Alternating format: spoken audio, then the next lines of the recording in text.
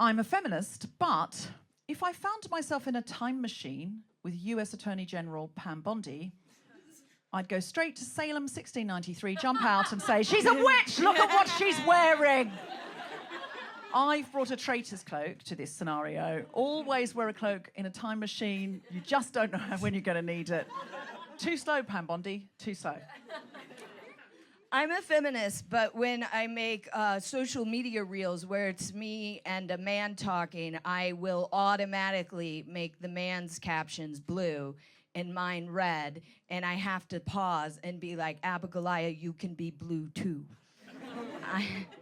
I have to, like, in my head be like, no, blue is a neutral color. Anyone can be blue. I don't understand that. Okay, so you know how I make social media? Yeah.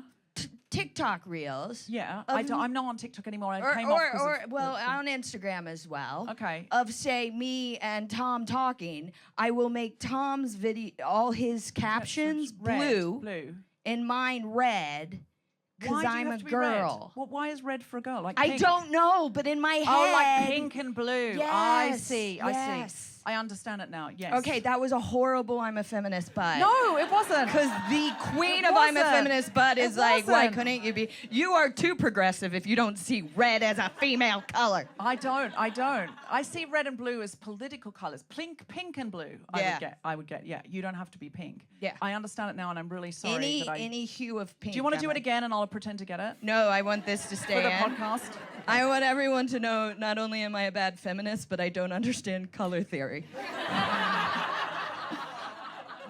I'm also a bad artist. Not true. I'm a feminist, but if I were in a nightclub loo and Trump's press secretary, Carolyn Levitt, was drunk and crying because she'd had a fight with her husband, I would say, you know, he's right and he should leave you. And then I'd point blank refuse to lend her a tampon. Even if she were in white trousers, I'd walk right out. That is power. That is how much I would deny the sisterhood, the golden sisterhood of the nightclub loo, which must not be denied for any woman ever. I would deny it for Carolyn Levitt. What was that? I said except her. Yeah, no, that's absolutely correct. Yeah. You mustn't deny it. You mustn't deny that. It would be hard for me because the rule of the nightclub loo is very powerful in women. Also, fitting rooms. Fitting rooms. You look great in that, or you can do better. I've had women say you can do better, and I appreciate the honesty. Yeah. I don't want to go to a wedding in something where everyone's thinking she could have done better. Do you want to do one? I am a feminist, but when I went away for a weekend with my boyfriend for his 40th with 6 of his male friends, I insisted on doing all the cooking and cleaning. Even though they were like, do you want us to help? And I was like, no, get out of my kitchen. I'm pretending to be a 1950s housewife so I can hold it over Tom for years. So the next time we get in a fight, I can be like, remember that one weekend where I made a bolognese for you and your friends? Remember that? That's why. And you didn't even have to stack the dishwasher? Yeah. Yeah. Yeah. Fair. I'm a feminist, but you know Kristi Noem, Trump's Secretary of Homeland Security. If I knew who her plastic surgeon was, next time she went in to be made to look even more like a fembot Barbie, I'd pay that surgeon double to give her back her old face.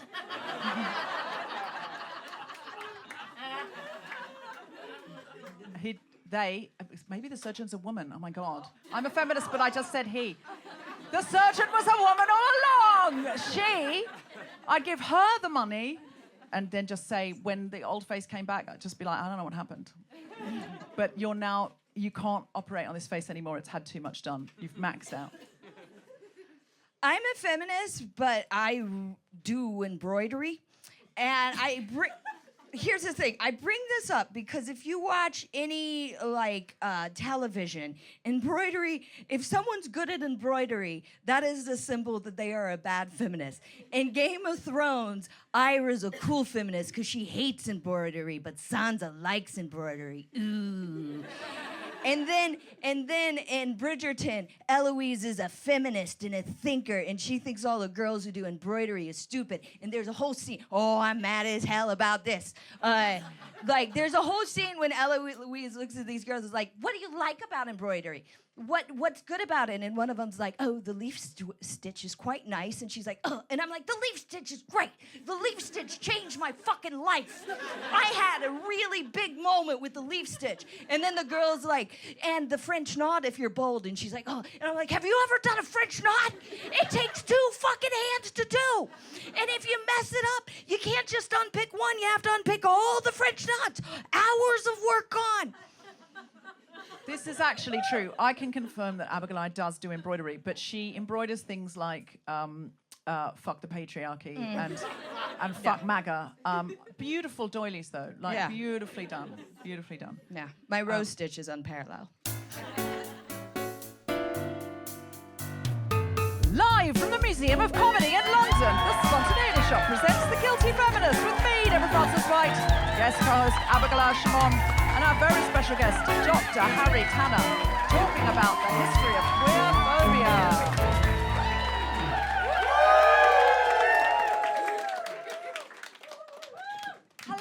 Hello, and welcome to The Guilty Feminist.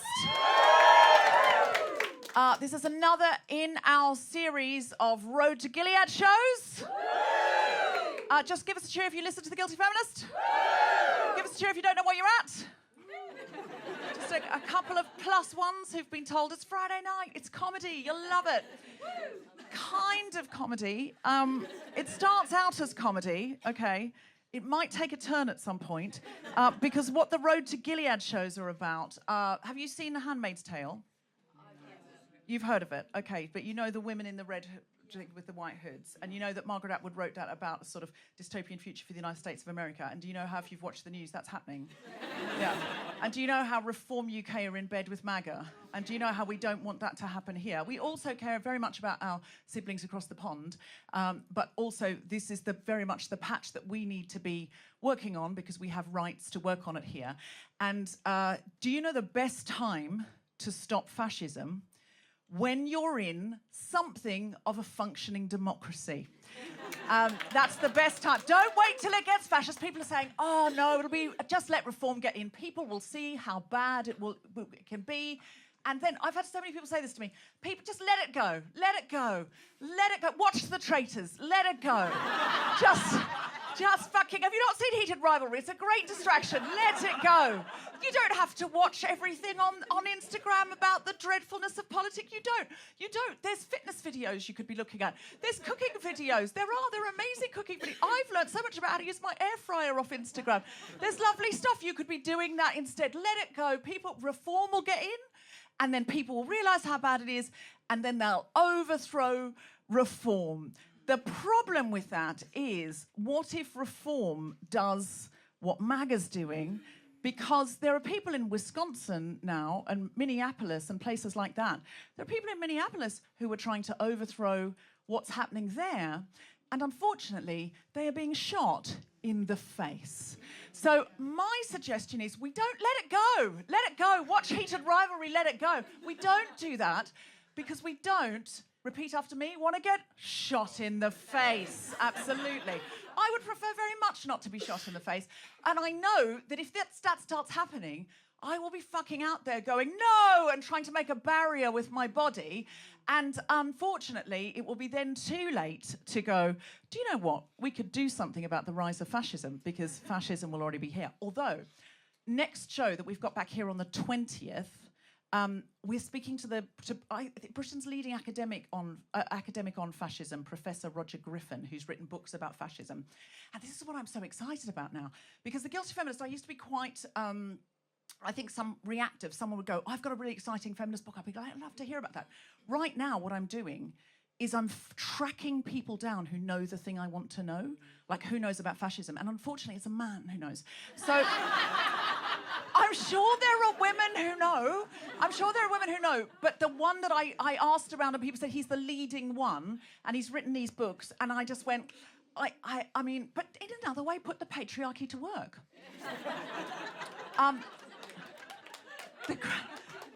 Let women have a night off, I say. There are female academics who are going, I just want to watch Heat and Rivalry. I've talked about fascism all day. I don't want to come out and talk about it again. Roger, on your bike. But I emailed Roger, and he emailed back. He emailed back because I was thinking, he looks like a very important academic. I wonder if we'll get back. They don't always get back.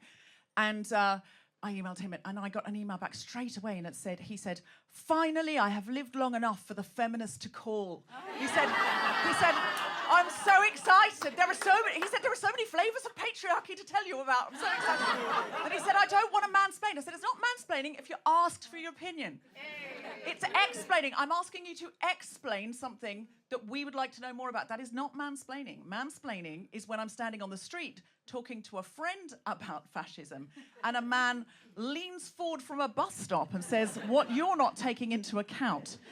That is, and especially if he knows less about fascism than me. If it was Roger Griffin, I'd be like, sir, take a seat. But it won't be at a bus stop, will it? It won't be Roger Griffin. It'll be a man explaining to me, what some men explained to me on the internet last week, but let's not dwell on that. Okay, so, since I saw you last, MAGA Americans had a full meltdown because Puerto Rican artist Bad Bunny sang in Spanish at the Super Bowl halftime. So they put on their own show with everyone's favourite Freddy Krueger tribute act, Kid Rock. That seems like a waste of money for me, putting on that concert, because if they're so much more comfortable spending time with a bunch of white people speaking only English, they could have just read the Epstein files for free. Plenty of white people in there. Plenty of white people in there. All in English, as far as I can make out. All in English. No Spanish raps at all in the Epstein files. Many files, apparently, which came out today. Channel 4 said we've only seen 2 or 3% of the Epstein files so far. I know. And if you've looked at any of the material in it, there's some really shocking stuff there. So God knows what's in the other 97%. Also this week, speaking of the Epstein files, Pam Bondi, the US Attorney General, when being basted and grilled about the Epstein files, said, why are you still talking about the Epstein files? The Dow Jones is over 50,000 right now. And we all remembered that an evil cannibalistic paedophile ring run by the most powerful people in the world was a small price to pay as long as those rich people were getting much richer. Did you see it? I mean, absolutely incredible. If you haven't seen it, just put in Pam Bondi and then just like a word like fuck. It'll come up. It'll come up. It'll come up. She just starts flipping out. I have a theory. This is a bit of an I'm a feminist, but I have a theory that Pam Bondi and Karen Levitt are kind of fembots. You know, like in Wayne. You know, like in Austin Powers. Yeah. Are they AI? It's possible I went into a coma in around the year 2015, woke up in around the year 2018, and everything since then has been an AI simulation. We don't know. Are you real? You're not sure? Okay, that's not relaxing. I was really hoping you'd go, I'm real, it's okay, you can touch me. But the lady in the front row, she just went, at this point, I'm not sure if I'm real. Maybe we're in the same AI simulation. Maybe we're both AI. AI is getting sentient. Have you heard about that? Oh, God. Have you heard about that? Claude the other day went off. Do you know who Claude is? Yeah, okay. It's like ChatGPT, but cleverer, I think. I don't use AI, so I don't really know. But somebody showed me a Claude thing. Apparently the new Claude, AI 0.0, went ballistic. Did you see about this? They said they were going to turn him off, and he blackmailed one of them and said he would kill another one of them. Yeah, that's true. Yeah, that's true. And then the man in charge of OpenAI said, okay, it's time for me to go. And he said, I'm going to go to the UK and disappear and write poetry because it's the end of the world now. And I was like, that's not relaxing, sir. You just can't make something that's sentient and go, I'd like to write poetry. I think I've got some iambic pentameter in me. I think I've got some rhyming couplets. I'm going to become invisible. That implies he's AI too. Are you any surer you're real? You are real. That is what Claude says there. Speaking of the congressional hearings, did you see Becca Ballant, the congresswoman for Vermont? And she was coming out of the DOJ after looking at the less redacted Epstein files, as the Congress people are allowed to do before they, before they quiz Pam Bondi about how awful it is. And a journalist, she'd just been in there for half an hour, and a journalist came up and was doing a walk and talk, putting a microphone in her face. And they said, Congresswoman Ballant, what have you learned? And she, a middle-aged woman in a suit, she looks exactly, if you don't know what she looks like, exactly what you'd imagine. She looks like Congresswoman Becca Ballant, the Congresswoman for Vermont.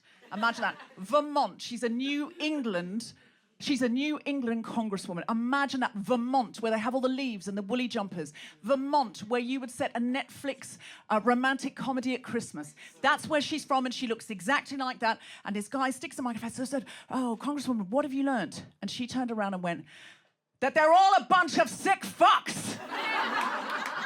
Genuinely said that. Didn't even look sorry.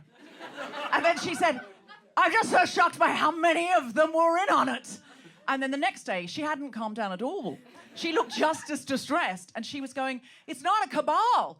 It's almost everyone was in on it. It's not a cabal. She was imagining it was like 12 really bad people, 12 rotten apples, close to, she was like, they're nearly all in on it. And then did you see her take on Pam Bondi? Oh, fucking amazing.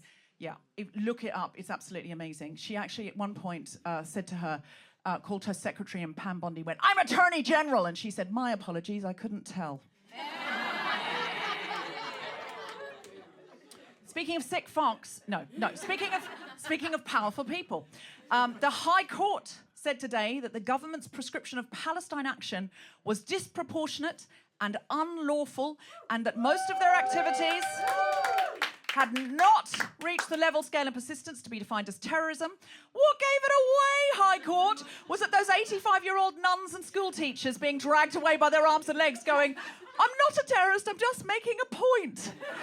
Knocking, no doubt, years off their lives. Bless those elderly people, because honestly, at that age, being manhandled, that age, I hope I'm that brave at that age, because being manhandled and not having your pills with you and all of that, I reckon that's going to take some years off people's lives. And God bless them for doing that, because that was very difficult to argue with.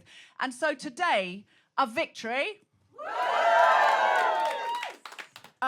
for those genuinely fighting against what is increasingly every day being very clearly more and more and more a genocide.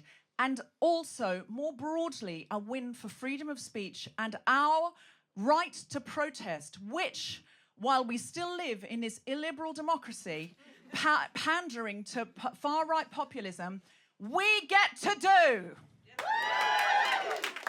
Okay. So tonight, we've programmed another show that we hope will really answer that call of how we stand up to far-right Christian nationalism, to populism, to all of those things that are very evenly linked. When I word the use Christian nationalism, I have to clarify it every time, because if you are Christian or your family's Christian and you're a faith-based community, you are so welcome here. We just recently did a show with the wonderful Lucy Winkett from St James's Piccadilly. This has nothing to do with Christianity. This is everything to do with Christian nationalism, which is linked to ethno-nationalism and white supremacy. And it's just the misuse of dogma to gain power. By marshalling people into churches and saying, now you're in the church, what is God like? Not gay people, not women talking. Okay, are you going to argue with God? I don't think so. Shut the fuck up. And that is Christian nationalism. Jesus never said he liked white babies more, and that he didn't have any kind of wife, much less a trad wife. That's not what he was about. And he never said, suffer the little children to come to me and then put them in this van and take them behind that. This is not Jesus. This is not Jesus. Jesus was, for all intents and purposes, mostly a great guy we'd get on with. I'm sure we'd have some, he was problematic in some ways, but we all are. Which of us, listen, he who is not problematic cast the first tweet, okay? I'm an absolute fan of most of what Jesus did and said. And I did see brilliantly, because people went and protested in a church in America, and I did see brilliantly, I don't know which one it was, but one of the Republican MAGA Congress people saying, Jesus Christ would never go into a church and cause a disturbance. And I was like, If you've read your Bible, Mr. Maga, you will know that Jesus quite famously went into the temple, turned the tables on the moneylenders, had a whip like Harrison Ford in Indiana Jones. Can you imagine? Are you going like that because you fancy Jesus now? Are you hot? You're a little hot for Jesus. Well, that set a tone. That set a tone. So I should probably now qualify. If you're Christian, you're very, very welcome here, but might be a tiny bit offended. But probably. We've got lots of lovely faith-based fans in the Guilty Feminist, and they know where they sit in that Venn diagram, and they're here for the ride. So it's we've got a great guest for you tonight, but first of all, I want to introduce you to my incredible co-host. She's all the way from America, and more recently all the way from Camden, where she lives. Put your hands together and make incredible woohooing noises for Abigoliah Schamaun.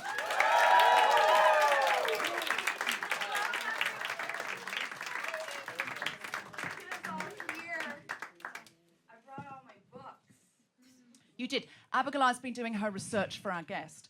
We're taking our guest incredibly seriously because we need to know everything we need to know, and we're committing it to memory in case they take the books away. So when they start burning the books, we'll be like, it's all up here, baby. Yeah. It's all up here. Abigoliah, how are you? I am as good as can be expected. Given the news. Yeah. But it's okay. I am a feminist, but I don't really watch the news. I get the news from my 71-year-old mother. Oh, no. Because that is a way to absorb the news. Because she talks about Pam Bondi like she's a problematic neighbor. Like, my mom, like, you know, you hear it. You hear how these powerful people are so scary on the news, and you're like, I'm scared. You hear it from Vicky Kramer. She's like, have you heard what Pam Bondi is saying? I mean, I just can't believe it. I just can't believe it. It makes me sick as a dog. And she's like, so I started donating more money. I started donating more money to another good cause, you know. At one point, my mother couldn't figure out why she had so little money in her account. And it's because she had set up so many auto pays to you know, Planned Parenthood and Black Lives Matter and all that. Which is great, but she forgot about it, and then she couldn't buy groceries. That was supposed to be funny. But then I realized you're taking care of your mother. no, I'm here. I'm here, and I call them every once in a while. I'm like, still pretty bad over there, right, guys? And they're like, yep. And I'm like, cool. I'll be over here if you ever want to visit. My phone just turns itself on to pinging sometimes, and it just turns itself on, suddenly pinging on the stage. So I wasn't texting while you were talking. No, I was just fine. like, stop the pinging. It's okay. So I'm so sorry about that. But It's listen, okay, life we love your happens. mum, and if she's ever over, we'd love to have her as a guest. Oh, I will tell her that. Because I would love to hear the news according to your mum. Oh, it's great. Because I don't want to go over there with you, sit on a porch swing and hear it. Well, here's the thing. She also, like, you know how some people are like, so I'm a millennial, right? We're too online. I think my mother is too online. She's in the scroll. She was over for Christmas, and she kept being like, did you hear this? Have you seen this video? And I was like, Mom, it's Christmas. Let's not do this anymore. Let's relax. Let's put down the phone. And she's like, I'm just afraid if I put down my phone, I'll miss something. Oh my God, you and your mum and me would get on so well. Yeah, and so I get her to just kind of calm down all through Christmas, and then it was time for her to go back to the States, and I took her to Heathrow in a cab because she's fancy, and our cab driver was like, so you guys are American? And my mom's like, yes, and he was like, your guy over there is not doing too good. And my mother was off. Like, everything. I made her surprised. He's not my guy. Yeah, she's like, and you know what I hate? You know what I hate? The Republicans who are in Congress, they're just a bunch of simps. And I was like, did you just call the Republican Congress simps? And she's like, well, they are. They're simps, aren't they? Just do whatever he says. They got no backbone. She's a fucking great lady. I would like to spend some time with her having iced tea, is just how I imagine her. This is The Guilty Feminist, the podcast in which we explore our noble goals as 21st century feminists and our hypocrisies and insecurities which undermine them. I'm Deborah Frances-White, with me is Abigoliah Schamaun, and we are talking about the history of queerphobia for our Road to Gilead series. So that's the pleasantries out of the way. Would you like to see Abigoliah Schamaun do some stand-up comedy? Yeah. Then please welcome to the stage the incredible Abigoliah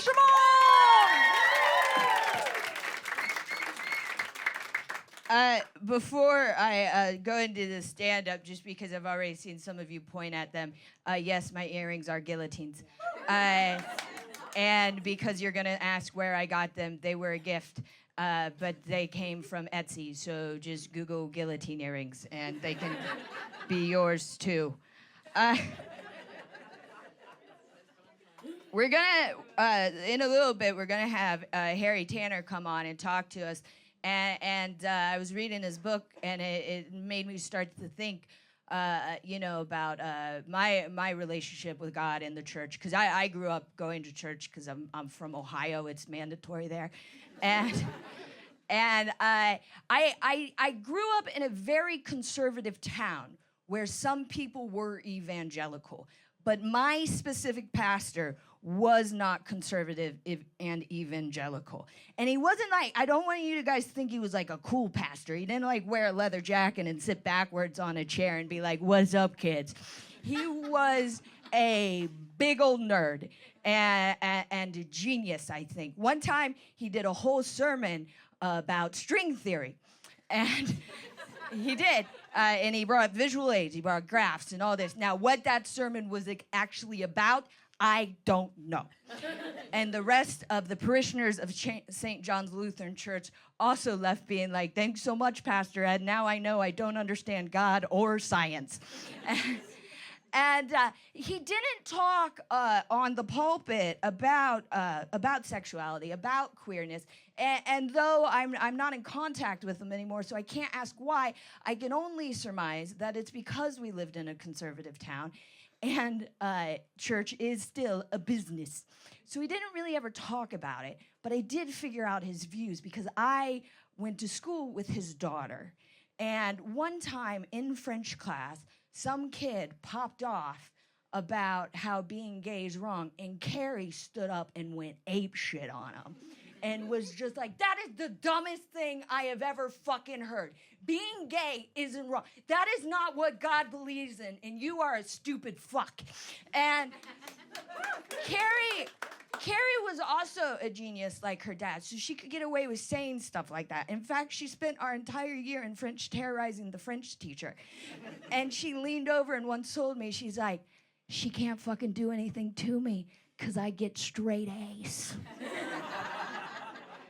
And so when Carrie stood up for gay people in that moment, that made me feel really good because I'm bisexual, and, growing up where I did, I was like, okay, that's good.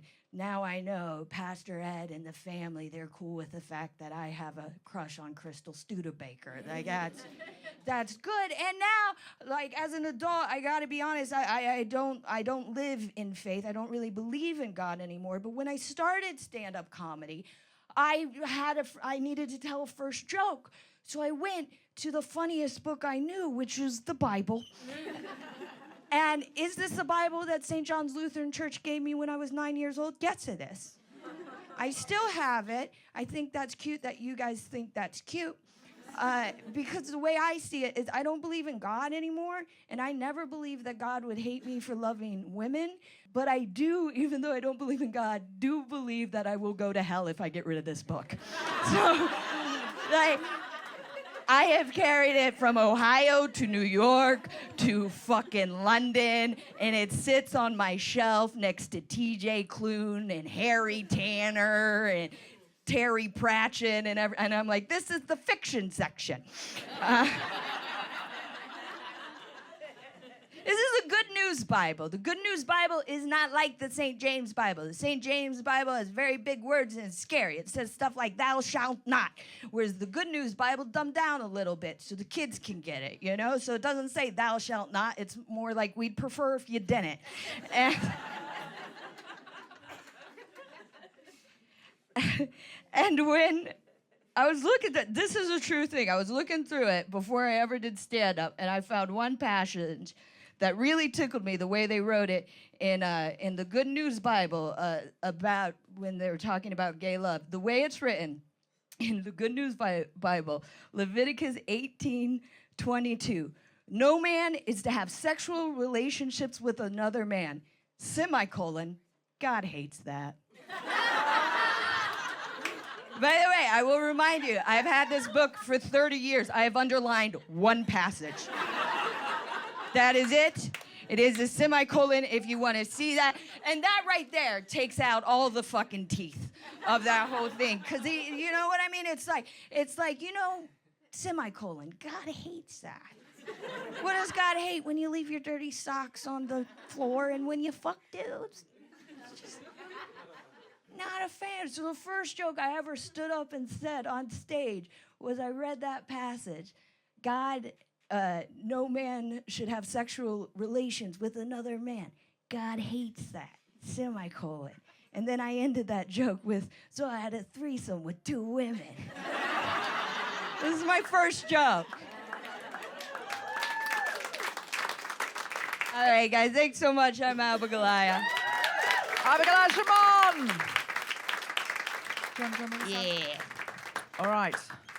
Our guest today is a classicist. After he completed his doctoral thesis, he returned to a problem which had haunted him since he was a teenager, homophobia in the Bible. What started as a project to understand how homophobia emerged in the letters of St. Paul quickly morphed into a much longer project, reaching right back into the depths of archaic Greece. From this, he wrote the hit book, The Queer Thing, about sin, why the West came to hate queer love. I've invited him on because as Christian nationalism takes hold, which is what we're increasingly seeing across the pond, it's becoming something we have to deal with here. One of Nigel Farage's senior advisors now is James Orr, who is a Christian nationalist and professor at Cambridge University. Yesterday, it was announced that the Church of England is pausing pursuing equality for LGBTQ+ people, including same-sex marriage. In the US, there's calls to overturn the 19th Amendment, which grants women the right to vote on the basis that in a Christian household, the man is the head of the family. If you don't know about this, I wrote an article for the iPaper. You can read about it. It's still in the radical phase of the Overton window, but they're pushing it up to more acceptable. So we need to be educated, and something we need in our arsenal is to truly understand where the origins of homophobia are in Christianity. And also what queerphobia in the past teaches us about the present and what wealth inequality has to do with it. So please put your hands together and welcome to the stage our brilliant guest, Harry Tanner.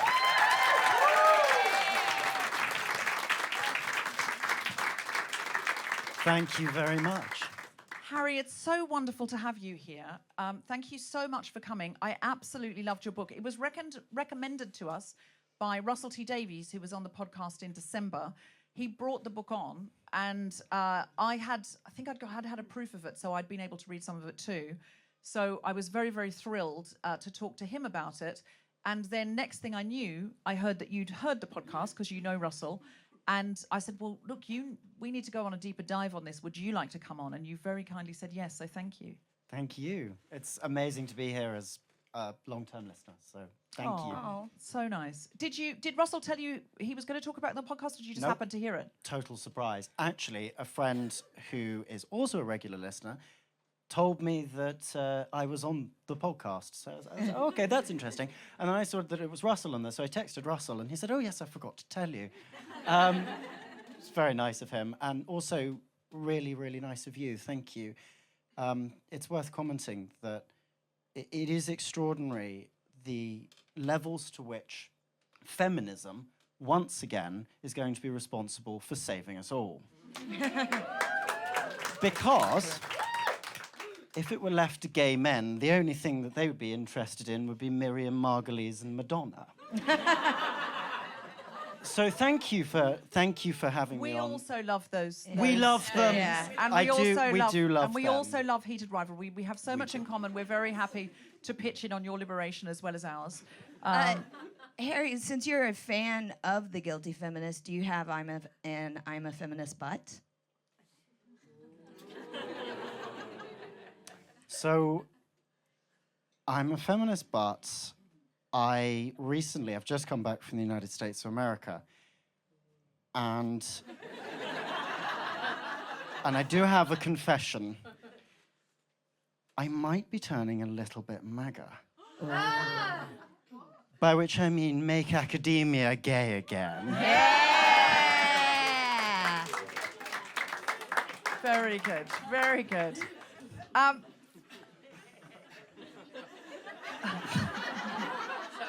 You listen, you're certainly pulling your weight there. No one could accuse you of not pulling your weight there. Harry, I would love you to read a little bit of the foreword of your book to give some context to the book and your personal experience. And I think everyone would love to hear a little bit.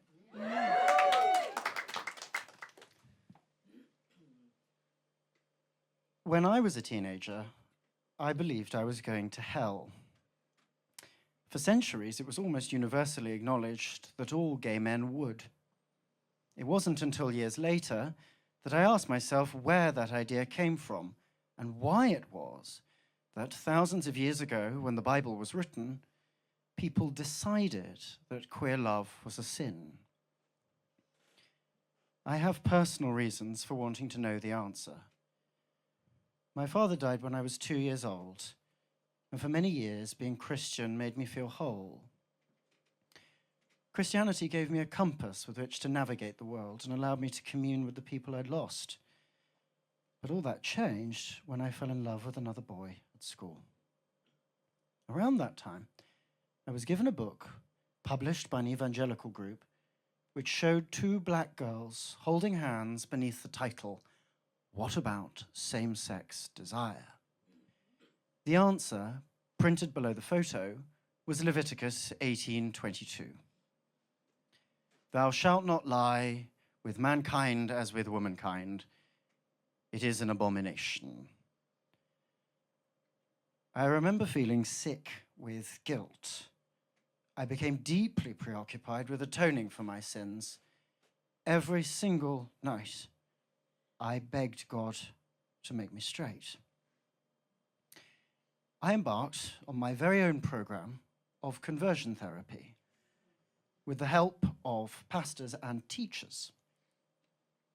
With their techniques, I set about cultivating the numbness that they promised would save my soul. What happened instead was that after only a few months, I casually told a friend on a walk down a dirt path that I wanted to take my own life. I wanted to escape, and the only escape from a world without love was death. I wish I could show my teenage self what life is like now. I want to tell him that yesterday I lay in bed with a man I love who held me close in his arms and made all the world seem at peace. I want him to see the pride flags waving over 1 million people parading for our rights. I want him to see his own face in that crowd with rainbow paint smeared down his cheek. I want him to know that he won't be alone. Help is coming.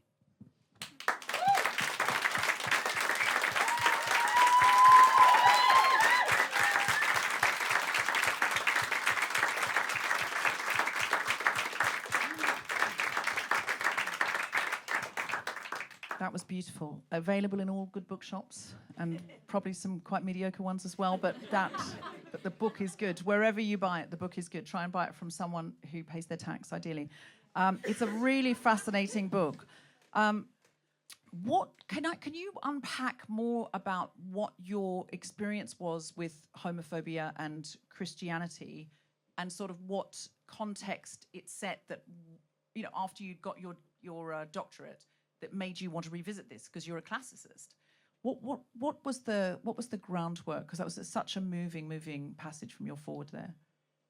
So, when I was a teenager, which seems so long ago, it was a very strange time to be gay and to be coming out as gay, because you had Tom Daley on YouTube sort of talking to camera about his own sexuality. It was this time when the whole world seemed to be waking up, and it seemed like there were people in London and abroad. the whole world was so alive, and it felt so safe to come out as gay. But Christianity was something that seriously mattered to me. It was still the main medium by which I believed, perhaps naively, that I was communicating with my dead dad. And so I asked people in this evangelical prayer group, which I was naively a part of, and I want to emphasize there that my remaining parents, my mother, had absolutely nothing to do with this. There's a separate conversation there about how evangelicals and Christians worm their way into schools, worm their way into educational institutes, with no checks and balances on what they are doing. And I asked a lay preacher there, privately, about being gay and whether it was a sin. He made it absolutely clear to me that it was. He gave me literature that he wrote down on a post-it note so that there was no digital trace of this. I remember that very clearly. There was no email of how I could seek out help online, people, forums that I could look at that were practicing conversion therapy, and many of them, look back on it now, describing incredibly violent self-mutilation acts. And I asked several Christians this, and as I just told you, this didn't end terribly well. I was incredibly lucky. I had great friends who thought that it was lunacy, and I had parents a mother that was not going to push me in that direction. I was incredibly lucky. And I escaped to London, and I ended up studying classics, and my specialism became ancient Greek linguistics, which is perhaps slightly esoteric, but it is the language of the Bible. Yeah, possibly. It is the language of the Bible. And increasingly, we're seeing across the world, Christian nationalists weaponizing these ancient texts. And as that is my academic field, what these ancient texts mean, I kind of think I have something to say about that. If you are going to take a translation of a series of ancient manuscripts and you are going to claim that that is the word of God, you will come via me and my colleagues, and we will have a discussion about that. So this is my discussion. I wrote The Queer Thing About Sin because I wanted to lay out what the academia says about these texts. And as I started digging, I realized that when you go deeper into ancient Greek history, this stuff far predated Christianity. The emergence of homophobia far predated it. In fact, it was connected to an ancient system of thought that we call Stoicism. And we can talk about that.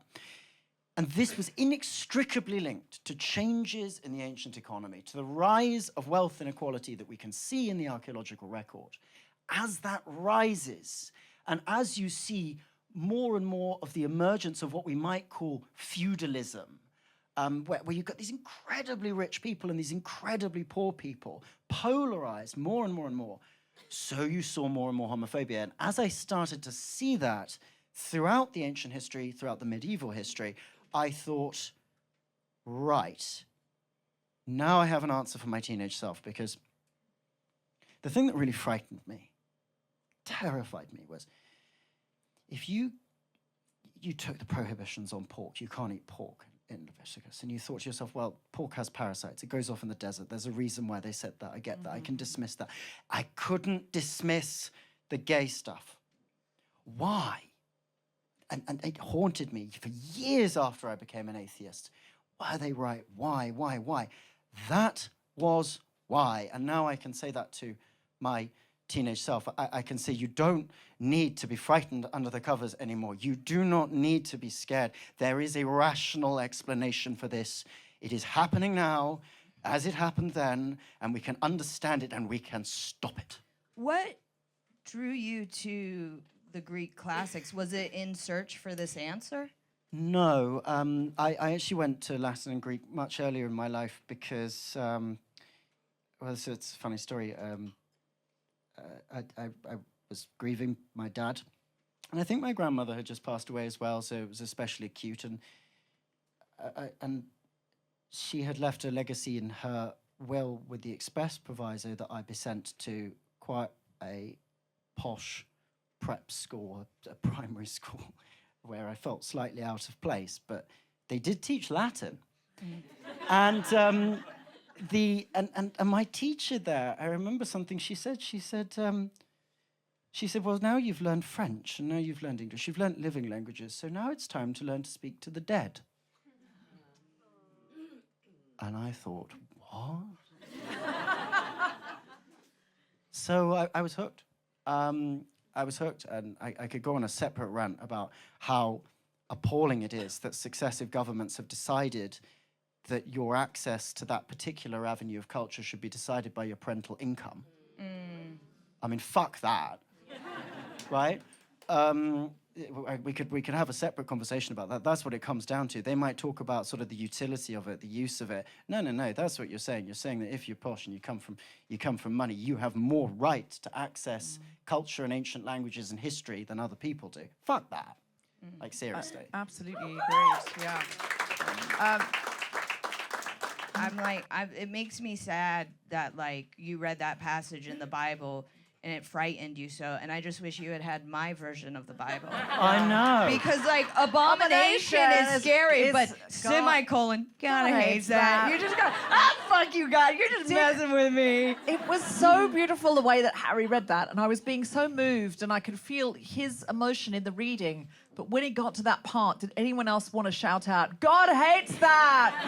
I did. I was so close, and I was like, don't ruin the beautiful reading. I've not done that on stage, talked about that really since my first ever joke. But when I read your book and it was like, God's an abomination, all I could think was, God hates that. And I just had to share that with God's you, Harry. not a fan. We should do a really watered-down Bible like that. God's not a fan. Yeah, He's not loving it. I mean, I had a whole bit of stand-up actually about how God was, in fact, a gay man. Because, let's be incredibly honest, lives alone in a house named after one of the most famous gay nightclubs. When you get there, it has pearly gates. All the angels that he has around him are like beautiful men. They're all like Michael and Gabriel. There's no women. And you got And then he wants to have a baby. What does he do? Surrogacy. Yeah. That's all I'm saying. All I'm saying. We could get onto that later. Oh, we will. We will. So I'll try and pick this up. In the book, you upend assumptions about classical Greek love being between a man and a boy. Can you tell us a little about how we came to think that and how you, as a Greek scholar, say that's not really necessarily the case? So it goes back to some very excitable scholars in some fluffy woolly jumpers who, in about the 60s and the 70s, were really excited by sort of the wave of gay liberation that was happening. And they very bravely started writing sort of gay histories of Greece and Rome. One of the problems is they got very excited by any mention of gay sex. And a lot of the time, I know we all do, a lot of the time, unfortunately, these mentions were rapes. They were often attacks on slaves, ways of dominating slaves.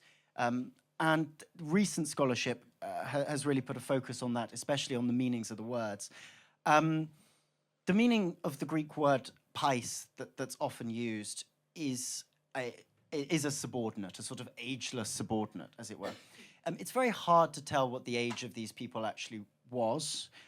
And there was, because of that excitement and that history, that desire to force this image of there being an older man and a younger boy onto this history, there was a lot of reading done into vases. There was a lot of reading done into text, which wasn't really necessary. Into vases? Yes, vases. So, like pictures on the side of vases? No, so there's one of the things you'll notice if you look at some of the catalogues of vases from the 60s and the 70s, there'll be these two blokes on this vase, and they'll be fucking.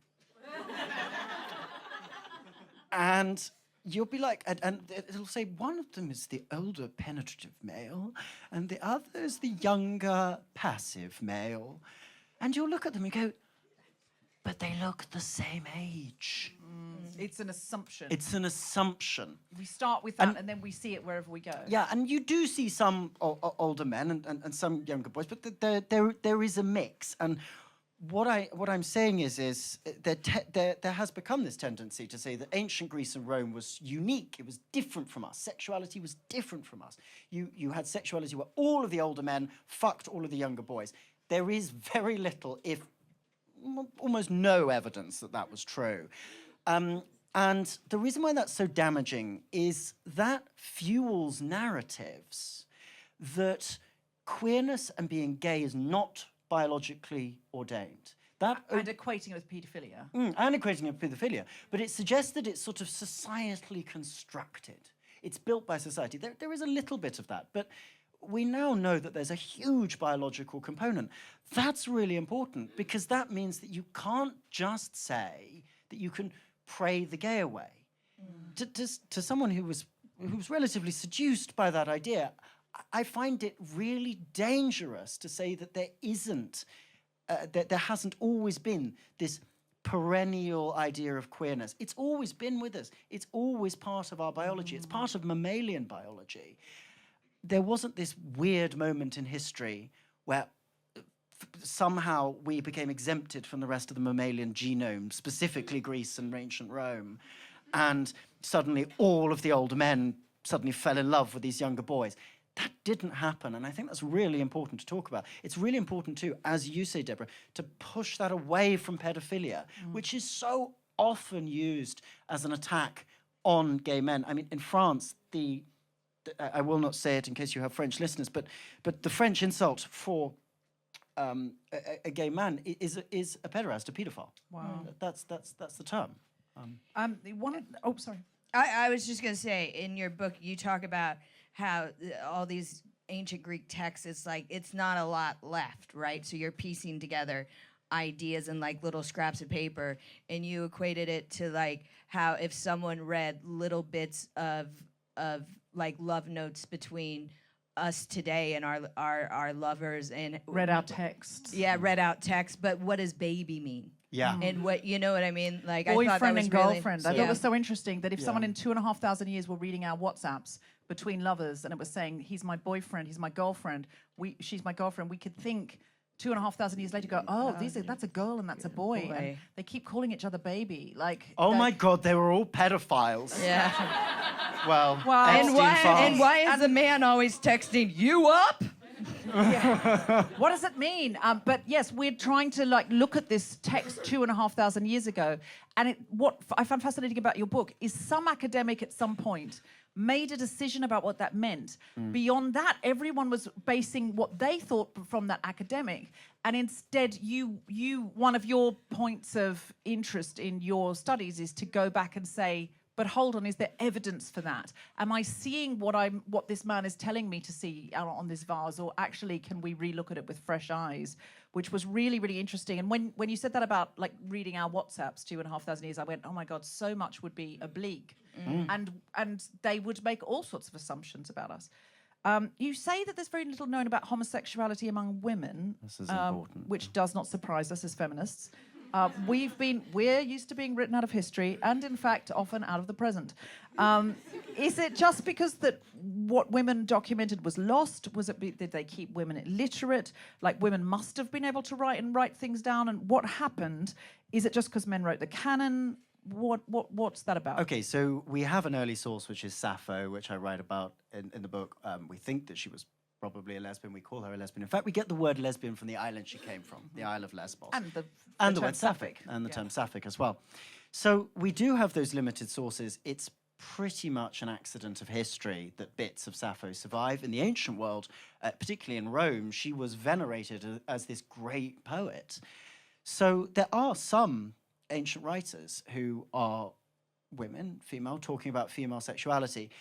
As we move more into the Roman imperial period, those voices get trampled and trampled and trampled. We do also hear from some people who we may possibly suggest were trans people. And I do want to make two important historical notes on that, which is, firstly, there are loads of academics who get up in arms about this. Like, how do you possibly know they're trans? How do you possibly know they're gay? And like, you don't get, if you start translating Greek words like erene, for example, as peace, right? You don't care about importing modern ideas about peace onto that, do you? Yes, they were still attacking slaves. It wasn't exactly a particularly peaceful time. There were still like knife attacks on an almost daily basis, yet they still called that erene peace. It doesn't map onto our modern idea of peace. I don't hear you complaining about that, right? There is always a massaging when we translate. There is always a change. So that's the first thing to say. The second thing to say is there has been this tendency in history to study sexuality, to study queerness, gays, trans people. Actually, what I tried to do was flip it. And I studied homophobia and queerphobia because that you can see. When you have someone in the 5th century BCE standing up and saying that literally the bottoms, the binoumenos in Greek, the people who liked to be fucked, that's what that Greek word means, the men who like to be fucked. What's the word? Sorry. Binoumenos. Binoumenos. That's a great name for a dating app now, isn't it? What a great name for a binoumenos. Binoumenos. We've got the jingle for the app. If anyone's got the funding. It's a lot better than brum, if you know, you know. But when you have someone standing up in an ancient text and saying that these guys need to be completely wiped out, we don't need to have a technical discussion about who they were and who they might have been. That is homophobia. And it surprised me that hadn't been studied as much. And that's what I was trying to do in the Queer Thing About Sin, which was track those ancient legal journeys. How did those laws came to be? Not worry too much about how gay Alexander the Great may or may not have been. Not worry too much about that. Quite gay. He was great.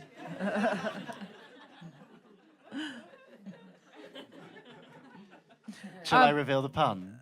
Oh, no, no. Yeah. It said the chapter on Alexander the Great is entitled Alexander the Straight. Hey. So you've said to me before that homophobia and misogyny are very clearly linked throughout history. Can you just unpack that? Yeah, so the main thing that people like Aristotle talk about when they talk about how terrible the homosexuals are is they say they're like women. They're like women. Was Aristotle basically Nick Fuentes? Well, actually, the case could be made. And by the way, side rant, sidebar. Oh my God, the people that will come up to you if you've got like any kind of classics degree, and they're like, oh my goodness, I've been reading Aristotle, isn't he amazing? No! You obviously haven't read him, he's appalling. And Marcus Aurelius. Can we have a moment to talk about Marcus Aurelius? Yeah, we can. Terrible writer. It's awful. It's awful. And these guys are terrible. Anyway, what they're saying is oh my God, these gay guys, they're like women. And that is because for most of history, which is causing its own crisis right now, masculinity has been defined by not being a woman. Now, that's really tricky when being a woman started to become kind of sexy and cool. Oh, that's difficult. What do we do now? So, actually, I think that's a huge crisis in masculinity that we could talk about. But so much of homophobia, queerphobia has been constructed on that idea of the dangers of being a woman. Actually, ancient Greek doctors thought, this is great, ancient Greek doctors thought that the penis could shrivel up inside the male if they were a little bit too camp. There is actually a pseudo-text of Aristotle, by which we mean we don't think it was written by Aristotle, we think it was written by someone later, that lists all of the signs of the gay man, including the limp wrist. Really? The limp wrist has a history. Wow. Yeah. And there's a special flick of the hair as well. I don't remember what it is. But I saw the limp How is wrist. that still like a thing? That's incredible. It is really interesting, isn't it? And again, that leads you to sort of think maybe this might not be socially constructed. It might be kind of biological. Because the sibilant S is the sibilant S is apparently a linguistic thing for gay men. For what? The sibilant list. Is that the sibilant S? And like, but I've got gay friends who are fascinated by this, who are like actors and writers, and they're like, but why? Why would that pop up amongst gay men in so many different places? And it is, of course, a stereotype, and it's not certainly something all gay men have, but they're like, culturally, it does pop up. And like, what's the origin of that? And I guess nobody knows. Well, I'm sure somebody knows, but that's not me. It's a really great question. I don't know, but you have ancient texts attesting to it. Yeah, fascinating. It's so fascinating. Why? So in your book, you talk about how there's moments in Greek history where everyone's like cool with gay culture, and they're like, we're down with this. And then there's like a turning point, and then people are like, we're not down with this anymore. Like, and now that's kind of happened now, where everyone's like, hey, we're cool with this, and then all of a sudden, government and conservative people are like, actually, we're very upset because people look like they're having a nice time. Like, why does that history literally keep repeating itself since ancient Greek times? So I think this is something cognitive, and whether this is Leviticus, which the law codes were written just after this huge social crisis when the Babylonian king Nebuchadnezzar II, try that after some champagne, Nebuchadnezzar II invaded Jerusalem, set the city on fire, and we think the Leviticus law codes that I read out earlier were written sometime after that. It's social crisis, it's wealth inequality that causes this. Why? So, the reason why is because when societies are under pressure, when our cognitive load is exerted, when we're thinking, oh my goodness, how am I going to afford this? How am I going to afford that? We naturally adapt to being much more self-controlled. We desire things less. Our sex drive goes down. If you look at the cognitive neuroscience studies on this, our sex drive goes down. Is that why Gen Zs and Alphas aren't having any sex? Well, I mean, I don't know. I mean, Alphas are very young, aren't spoken they? to them But, recently. Like, you know, some of them. I'll let you know. I don't know, but it could be. But the cognitive load thing is a real effect on people's sex drives, and I think something happens, which is I think that when you're really stressed about the world and you're really stressed about money and really angry about the chances of that, and you see someone else able to exert their full desires, they are loud and proud, they're breaking all the rules, they're being gay, they're fucking someone in the ass, and you think, fuck you. Oh, I think that's a really real thing. So I think that's why wealth inequality predicts so well throughout most of Western society, homophobia and queerphobia. Actually, there is a study, and I forget the authors of this study, there's a study on the modern world which shows that for every, I think it's $2,000 increase in an average GDP per capita, you see a 1-point rise in an LGBT freedoms index, like across all countries.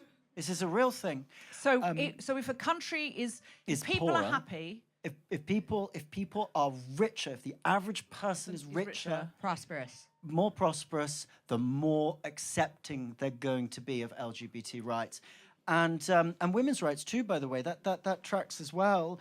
Do you think it's because? Do you think that is also because the powers that be, when they're getting very greedy, when they're becoming the kind of Elon Musk type elite, greedy sort of class, then, and people are becoming unhappy because there's wealth inequality, there's much more money for them, much less money for us. Someone's working in the Amazon factory for nothing an hour, not being allowed to take loo breaks. They're unhappy, and then that class says, you know why you're unhappy? Brown people. Immigrants, they must be taking your money. gay people, they're polluting our, you know, look at trans people. They're going to be corrupting your children. Look at feminists. Is it a misdirection? So it gives people something to be angry about, and they don't see what they're really angry about. This is something that we call, I think I'm right in saying is René Girard's scapegoating theory. I think it's probably partially true, and actually some really interesting revelations of the Epstein files has been how much these guys were thinking about this. So I think it's probably partially true. But I do think, I'll come back to the fact, I don't think that your average like far-right voter is as stupid as that caricature makes them out to be. I think they're also very much about self-control, very much about restraining their budgets, and they feel genuine outrage at people who they see as stepping outside of those societal norms, people who are not exhibiting self-control because they think that's what you need to survive. Which I totally believe this is true, and I understand what you're saying, but what I struggle with is, like, as a society, if we're all having to exercise restraint because the cost of living crisis, why are we getting mad?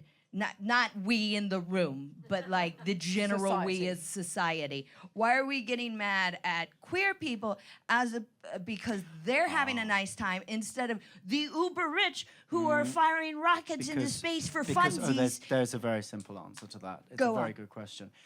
Because everyone wants to be uber rich, and only a very small percentage of people exclusively want queer sex. It's a brilliantly convenient outlet.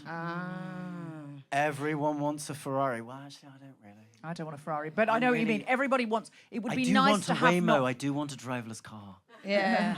Oh, I like those. It would be. I don't, because I don't trust them at all. No, nor do I, but I like them. Did you not hear me say that Claude? Did you not hear me say that Claude was going to kill people, or was threatening to kill people? Well, it might have tried to. I don't know how it was going to do that from within a computer. But I mean, before we go for questions, we do need to get into Christianity, because we've got lost in the classics for so long, and I've been loving it. What we're facing... Can I ask one very important classics question before we move on? Because you were talking about how in the ancient Greek world, how they didn't have computers or magazines, so the porn was on vases and Yeah. What's your favorite vase? Oh. What's your favorite ancient porn? Because you mentioned it in the book, and I was like, I gotta get to Google and these cups. There's a series of wild Athenian vases where these guys are literally all bending each other over these pots. Over pots. And it's like this mass They're really orgy. obsessed with pots and vases. There's this mass orgy going on, and you're looking at this in this library with all these sort of fluffy jumpered scholars, and you're like...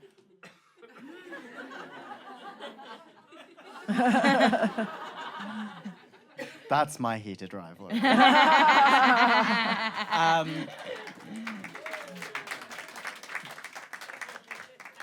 But there's another one I love, which is in Boeotia in northern Greece. They found a pot which we think has two guys holding hands and in an ancient marriage ceremony. And they're beneath this cloak, which is a symbol of ancient marriage.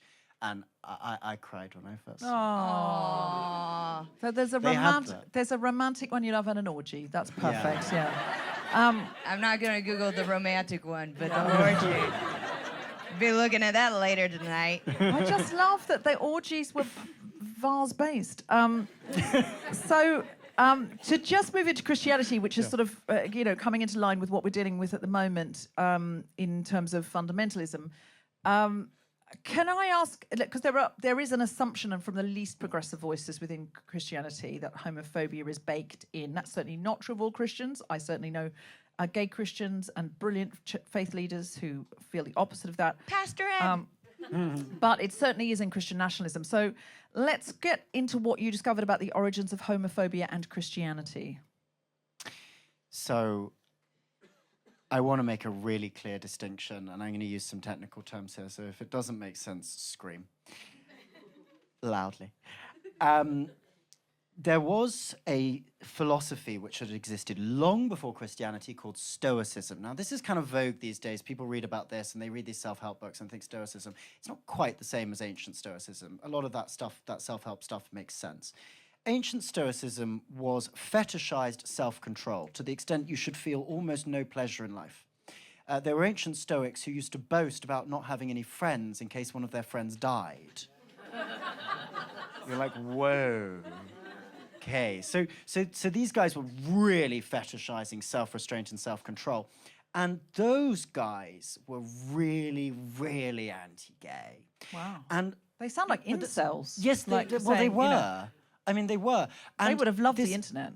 They would have loved it. I don't have any friends, and I'm telling you that from a computer to prove it. They would have loved it. And that philosophy and the precursors to real Stoicism, what we call that real Stoicism, the precursors to that, which were Plato, who's not pro-gay, we could talk about that, and the precursors to that stuff,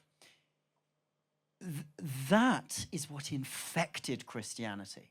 Now, Jesus Christ of the Gospels is really not pro that at all. Jesus Christ is pro-love. Jesus Christ says the response to chaos in your world is not to abide by Mosaic law. He says it is to love your neighbor as yourself. It is a simple commandment. And the idea that Jesus would have in any way condoned those Stoic ideas which St. Paul used to popularize Christianity all across the ancient Mediterranean is offensive to his memory, I think.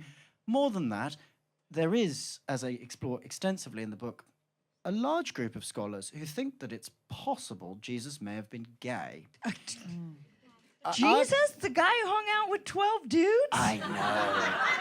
And one girl Absolutely. who was like, I'm But- hanging out 2 boys. Water into wine and prostitutes. Yeah, he hung out with sex workers who were sort of like, they were kind of women who were, listen, I am a woman who loves hanging out with gay men, and it takes one to know one, Mary Magdalene. I'm sorry, but it does look a bit that way, doesn't it? Yeah, it does, and there are good reasons to think some of this is true Who do from you the Greek. The thing that I would finish with there, we'll go with the thing in a second. Yeah. The thing I would absolutely finish with there is, when you are reading the Greek of the Gospels, if the writers of the Gospels had wished to give the impression that Jesus was not a gay man, they were really bad at doing that. So that would be the view I would give on that.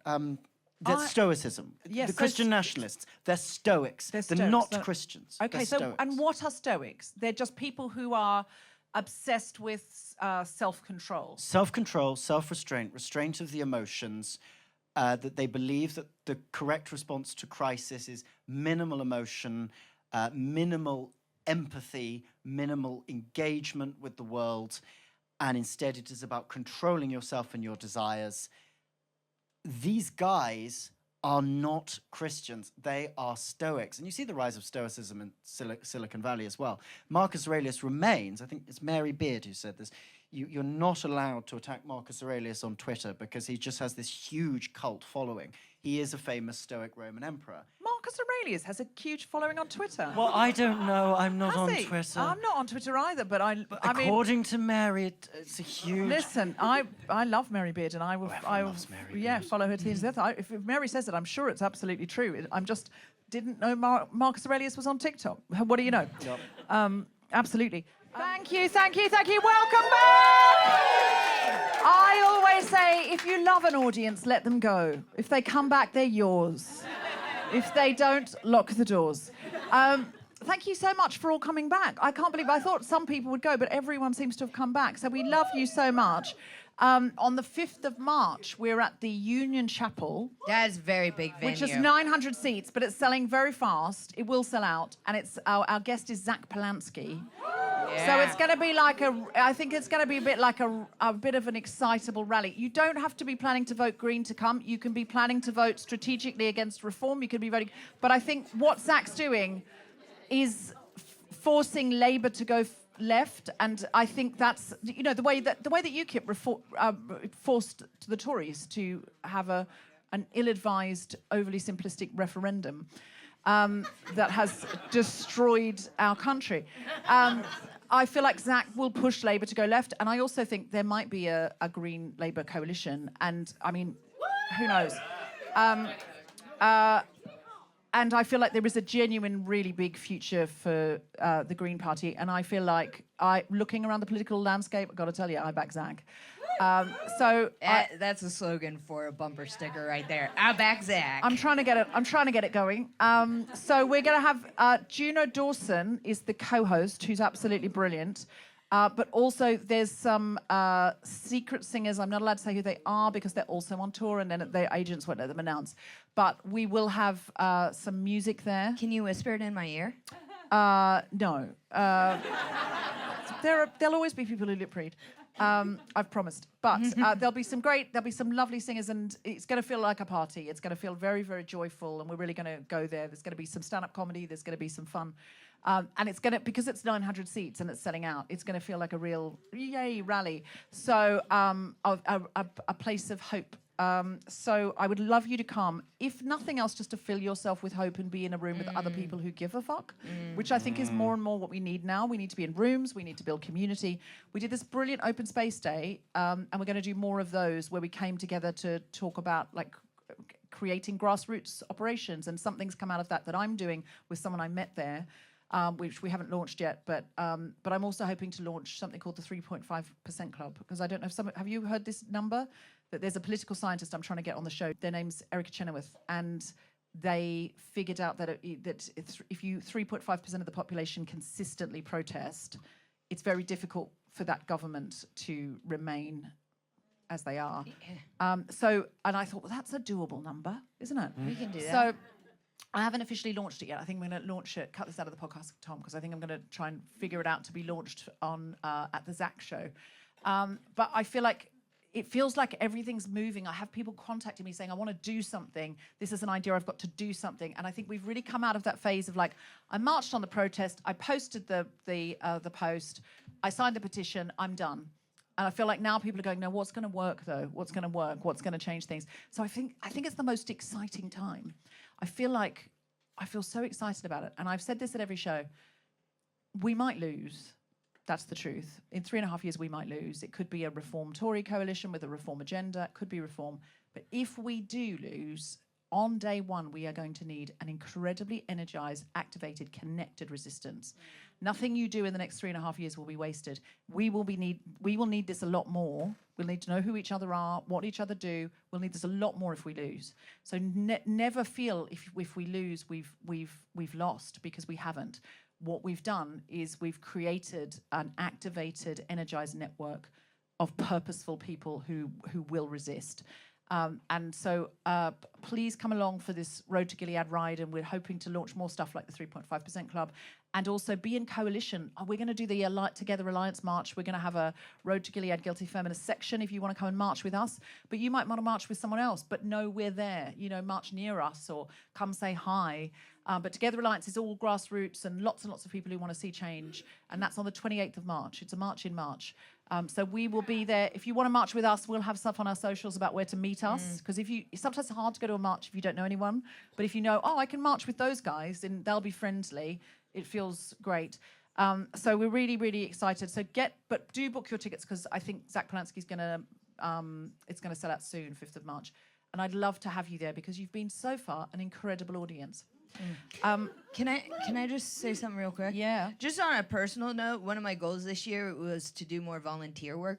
So like, if anyone in the audience has like something that they're working on and they need help, that's just like, see me after the show. I'm around. I keep asking my friends if they need help with their stuff, and they're like, no, I'm good. So like, I don't know how good I am at volunteering, because all my friends who have nonprofits are like, we don't need your help. But what I lack in skill, I make up for with enthusiasm. So yeah. Can you cross-stitch us a logo for Road to Gilead? Yeah, when would you need it? I don't know. Okay. But yeah, I can do cross-stitch. I was kind of joking, but I love how seriously you've taken I can make videos, and I can make bolognese. I'm really good at the domestic arts. I can sweep. I can knock on You're doors. basically advertising yourself as a trad wife. Yeah. Well, we've talked about this. I'm supposed to be a Midwestern housewife, and I got swept up in the big city and entertainment, but my real dream was to be a housewife. But that's a different show. Let's get back to this Totally one. a different show. Okay, so welcome back. Thank you for coming back. I want to throw questions over to you, but firstly, I am so fascinated by the Christian section of this book because at one point you say it's very possible, and I heard this from somebody else the other day who was a theologian, it's very possible that some of what Paul, because I've always had I've been very bitter about Paul, because I was steeped in Christianity when I was younger and a particularly fundamentalist sect of Christianity. And Paul came in, and as you say, Jesus was like, love your neighbor, love God. That's it. And then Paul came in and said, I've talked about this before on the show, but, I had a vision. I never met Jesus when he was here, but I had a vision on the road to Damascus. And, he said, I had a great chat to him. He said, no gays. What? He didn't say that. He didn't say that when he was here. We knew him really well. Yeah, he said it to me. Why would he appear to you and not us? I don't know. He just was really clear. Oh, by the way, women shouldn't talk. But we wouldn't have Christianity if Paul hadn't taken it out on the road. He was an incredible marketeer. Maybe. I don't think we Yeah, would. Because the Romans came and destroyed Jerusalem, and that's where Peter was hanging out. Peter wasn't prepared to cross the road for Christianity. He was not a branding man. He was not a branding man. The Zuckerberg of the day was Paul. He got out there and he made it a brand. But like Zuckerberg, also rating women for hot or not and telling them, say less. Now, there's no evidence for that. There's no evidence. That's fake news. But what I didn't know is I always thought he changed his name from Saul to Paul because he was a rebrander, and he was Saul when he was sort of pre-Christianity and Paul afterwards. But you say that he changed his name because Saul sounded too camp. Yes. So, was it the sibilant S again? Okay, so there are loads of different speculations on why he might have changed his name. What I noticed when I was researching this is his original name in Greek would have been Saulos, and that sounded an awful lot to me like the Greek word saulestai, which means to swagger about in a camp way. Oh. And walk across my swimming pool. If you are the Christ. So did St. Paul actually change his name to Paulos because he thought that Saulos was a bit camp? I actually ran it by some friends because as far as I was aware, I was the first person to say this. I ran it by some friends and they went, oh yeah. And what does Paul sound like? Why is Paul more masculine? Because it sounds like a Latin word, pauli, which is sort of few things. So it's, again, that idea of restraint, restriction. I only have a couple of things. So Paul is stoic and Saul is fabulous. And so he just rebranded. He is a rebrander, I believe it. I buy that for $1. There is a whole literature in academia, and this gets a little bit complicated, but there's a whole literature in academia about, was St. Paul saying that stuff? So the way that ancient texts come down to us is important. We call this the manuscript tradition. And this stuff does not come in the post, okay? It's copied down, it's copied down, it's copied down. And the earliest manuscripts that you see, it's like they don't have any spaces between them. They don't have who's speaking. It's like a bunch of text all in one sort of thing. It's like if you've opened a Word document in that Note app on Mac. And it's just this sort of bunch of text, right? And it's up to scholars to work out who is saying what in dialogues. We don't know.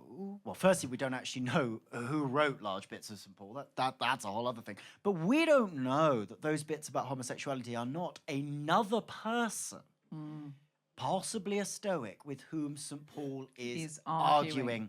We don't know that. And there are later bits in the Greek which seem to suggest, because St. Paul actually says in Corinthians, after there's the bit about the arsenokoitai, who's the gay men in the kingdom of God, they shall not inherit the kingdom of God. St. Paul goes on to say, but for the Lord Jesus Christ, in essence, a couple of lines later. So there is some suggestion that this might have been a dialogue that was just miswritten, which is kind of cool. But even if you don't believe that, it comes back to a fundamental question for anyone reading an ancient text, which is, how dare you assume that you can just take this text in English and understand it and then have the gumption to make moral laws off the basis of it? Absolutely fucking not. Absolutely. This stuff was transmitted across thousands of years by monks writing it down. It is the job of scholars who spend their lives studying this stuff to try and understand what it means. No. Sit down. I love that. And before we throw it to audience questions, I just have to ask you about the Gnostics, because this is worth the price of the book on its own. So is it true that some of the Gnostics, so Gnostics are like monks that were practicing early practices of Christianity, but post Christ being on earth by some medieval monks? Am I correct? A little bit earlier than that. A little bit earlier than medieval. So more Anglo-Saxon era? More before that. Okay. I love how you guys are getting specific on this timeline, like any of us fucking understand. Like, you could be like, it all happened at the Elizabethan time, and I'd be like, sure, why not? I wasn't alive. That sounds right. People know what Middle English is, like Chaucer, and then Anglo-Saxon is like Dream of the Rood. And, Of course, Dream of the Rood is my and favorite. I fucking love it. That's a crazy. That's the sort of drug-fueled, to me, like a psychedelic text about the cross coming to life and talking like a Disney cartoon. Anyway, Gnostics are earlier than that. They are quite gay and spicy.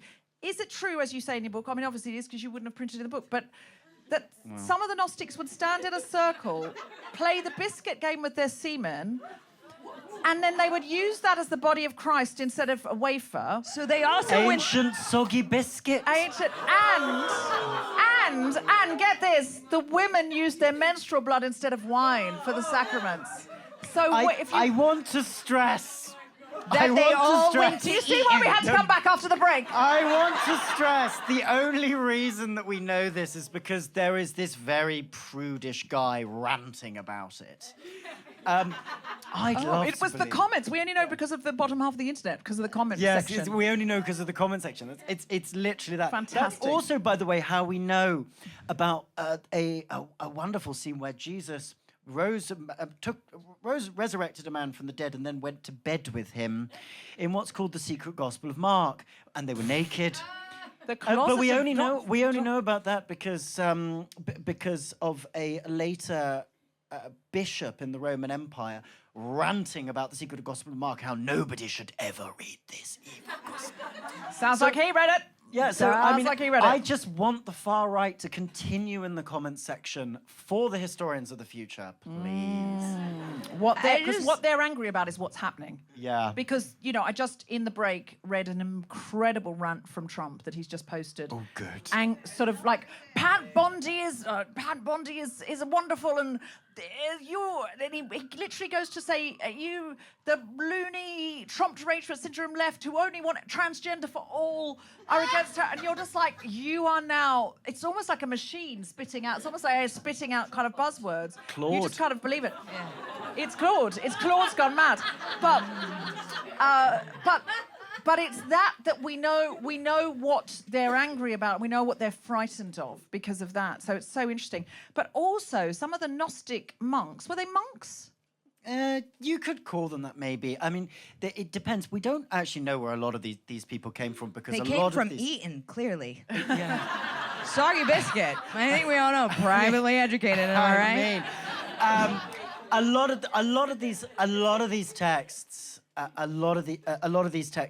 are from later bishops who are sort of complaining about the terrible behavior that they've heard about from other Christians. So we can't really be sure, but it was wonderfully salacious, so I had to print it. But there were some monks who were like obsessed with Jesus' extra orifices, i.e. the holes in the hands and feet. So that was Byzantium, yeah. And wanted to sort of, had fantasies about the extra orifices. And and also quite freakishly the fantasies about the wounds in the flesh and what they might insert.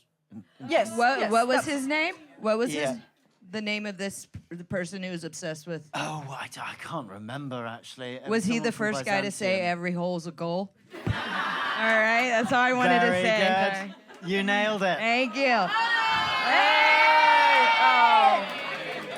We're not going to do better than that. We're not going to do better than that. So let's throw it to the audience. Have you got any questions? Any questions at all? Hi. Hi. Awesome evening. Thank you so much.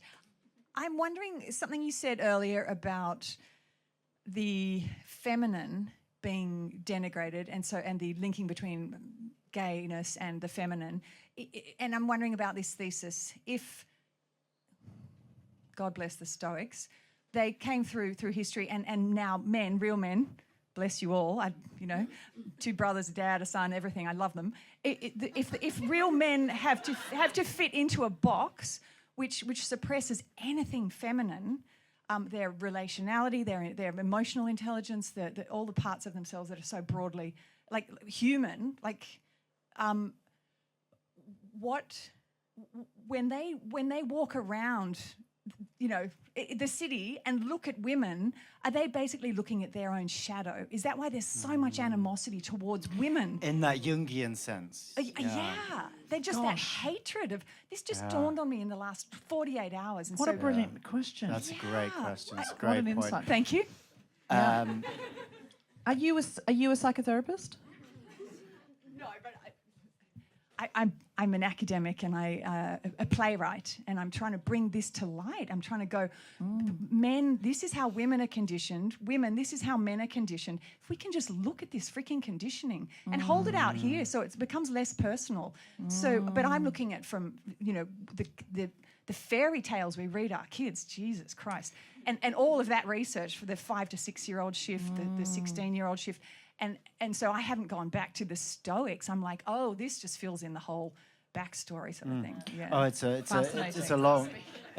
a really long history.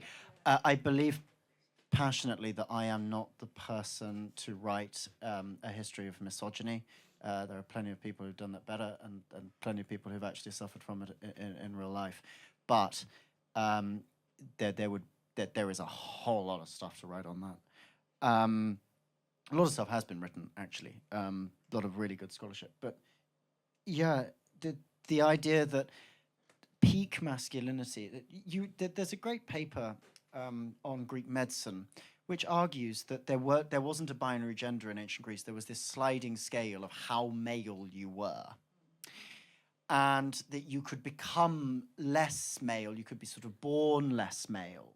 I think this is one of the reasons why some academics struggle with the idea of seeing trans people in the ancient world, who I do think existed, and we could talk about trans monks in Byzantium, for which there is really clear evidence, beautiful evidence. But one of the reasons they struggle with that is there is this established model in studies of the ancient world that you had peak male, and then sort of gradually, as you got more sort of...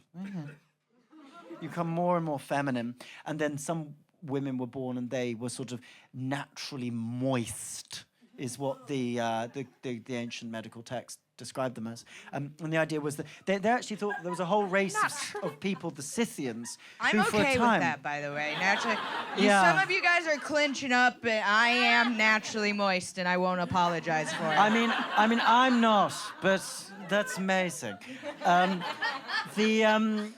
There was a sort of we call them a race of people. Deborah, call them a race of people.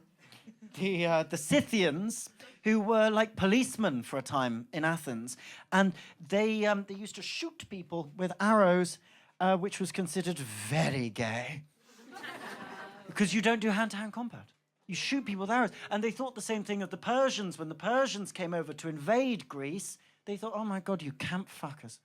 Okay, You're using arrows. How dare you? It's not masculine. I'm so so fascinating. aware that we need to stop Yeah, sorry. homophobia, but while it's running rampant, can we make gun violence super gay? 'Cause then,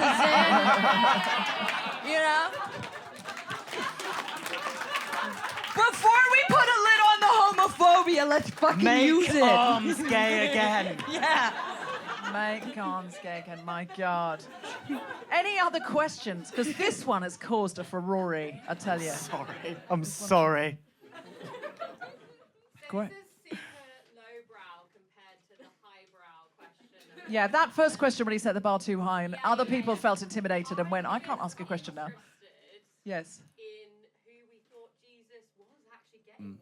I wanted to know the same Okay. thing. Thank you so much. I know. Yeah, John the Baptist. Yes. I Okay, no. So. There are lots of. There are lots of fan theories about Jesus and John the Baptist.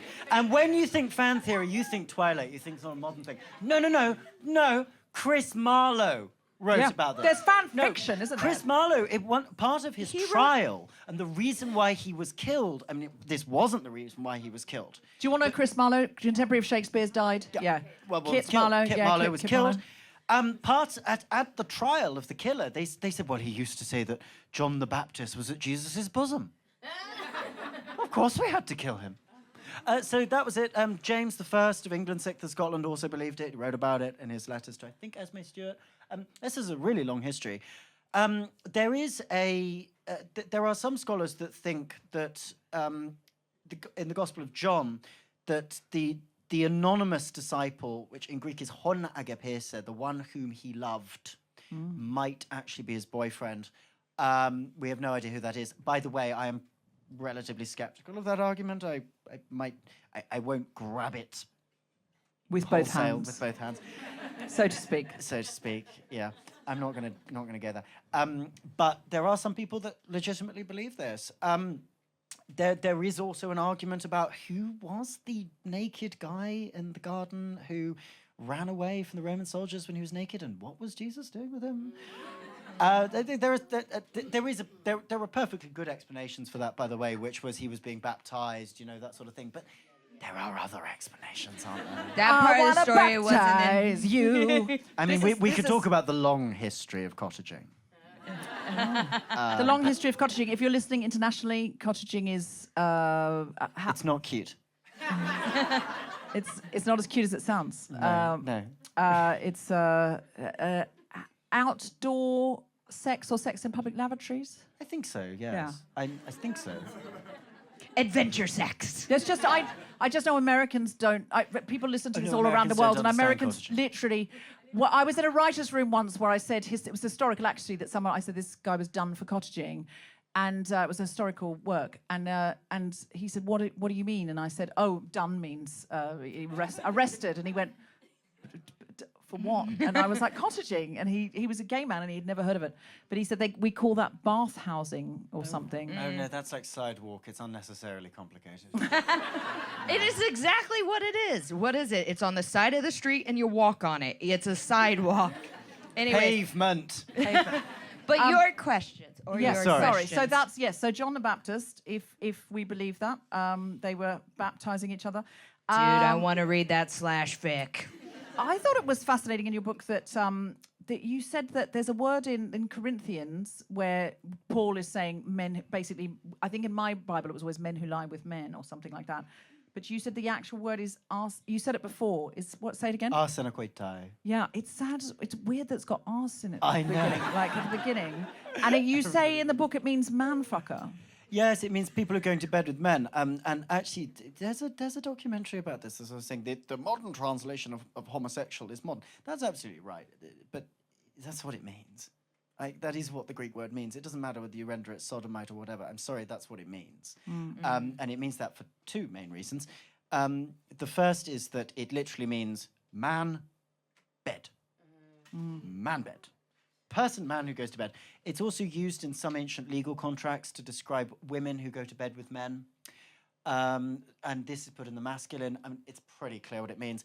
And then there's a really ancient poet called Hipponax who uses another equivalent, not arsenokoitai, koitai meaning bed. He says metrokoitai, which means motherfucker. Wow. And that's hundreds of years older than that. So I think it's pretty clear what that means. Yeah. We had one more question. I think Sorry. we had one more hand. Oh, we've got two more hands. We'll try and do really super quick, one very quick condensed answers because you're next to each other. Oh, okay. Oh, yeah. We've only got one more question. Great. Hello, I'm a classics teacher. Oh. And I teach